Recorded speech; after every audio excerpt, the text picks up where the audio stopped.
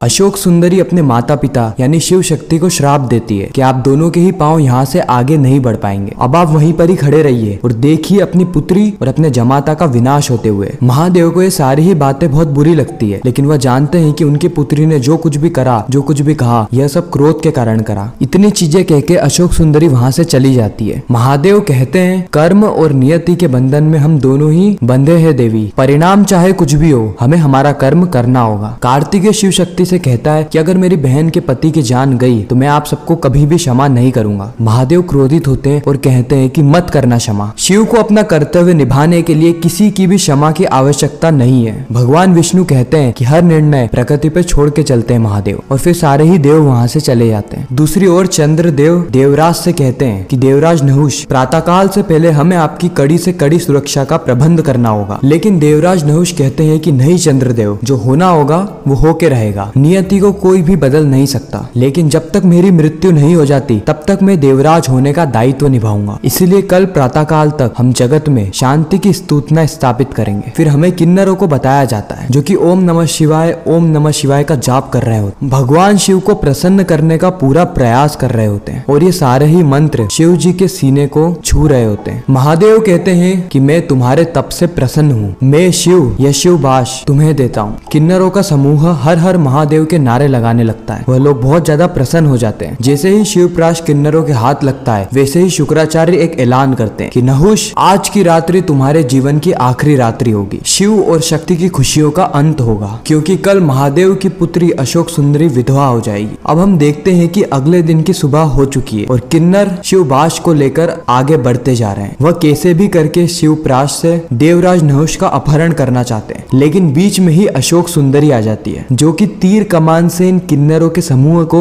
युद्ध की चेतावनी देती है। साथ ही वह किन्नरों पे प्रहार भी कर देती है, लेकिन किन्नर शिवप्राश से उस प्रहार का बहुत ही आसानी से सामना कर लेते हैं। अशोक सुंदरी जितनी बार भी प्रहार करती है, उसका प्रहार असफल हो जाता है। शक्ति कहती है कि अशोक सुंदरी का कोई भी अस्त्र सफल नहीं होगा, उसे तो शिवप्राश की शक्ति का ज्ञान भी नहीं है। भगवान शिव कहते हैं कि क्रोध में व्यक्ति सर्वप्रथम अपने रक्षक को बांध लेता है, और हमारी पुत्री ने हमें बांध दिया है देवी। गणेश जी कहते हैं कि अगर आपकी आज्ञा हो तो मैं जाऊं दीदी की सहायता करने। शक्ति उन्हें आदेश दे देती है, लेकिन उसी समय भगवान शिव मना करते हैं और कहते हैं नहीं, क्योंकि अशोक सुंदरी पहले ही बहुत ज्यादा क्रोध में है। वो हमारे लिए बहुत कुछ अनुचित कह चुकी है, अपना विवेक खो चुकी है, और अगर ऐसे में गणेश वहां गया तो वह उसके साथ भी अनुचित व्यवहार करेगी। इसीलिए अशोक सुंदरी जब तक अपने समझने की व्यवस्था में नहीं आती तब तक उसे समझाना और उसकी सहायता करना व्यर्थ है। गणेश जी कहते हैं कि पिताश्री, दीदी आपके लिए किन्नरों से और कलिंगासुर से युद्ध कर रही है। भगवान शिव कहते हैं कि अगर युद्ध कर रही है तो करने दो। कोई अगर अपने अंदर के क्रोध से ही विजय प्राप्त नहीं कर सकता तो क्या वह भारी शत्रु से विजय प्राप्त कर पाएगा? शक्ति महादेव से कहती है कि अपने पुत्रों के लिए इतना कठोर होना सही नहीं है। महादेव जवाब में कहते हैं कि मैं सिर्फ अपना पिता धर्म निभा रहा हूँ। इस ओर हम देखते हैं कि कलिंगासुर अशोक सुंदरी को बंधक बना लेता है, उसको एक पिंजरे में कैद कर देता है, जिसके बाद अशोक सुंदरी मदद की गुहार लगाती है, उसके लिए नहीं बल्कि उसके पति देवराज नहुष के लिए। और फिर कलिंगासुर के साथ किन्नरों का पूरा ही समूह पहुंच जाता है देवराज नहुष के निकट, और यहीं पर ही यह एपिसोड खत्म हो जाता है। आपको क्या लगता है, किन्नर अपनी रणनीति में सफल हो जाएंगे या फिर देवराज नहुष किसी प्रकार से बच जाएंगे? कमेंट सेक्शन में जरूर बताना। आपको वीडियो कैसी लगी वह भी कमेंट करना। मिलते हैं किसी नेक्स्ट इंटरेस्टिंग वीडियो में, जब तक के लिए गुड बाय।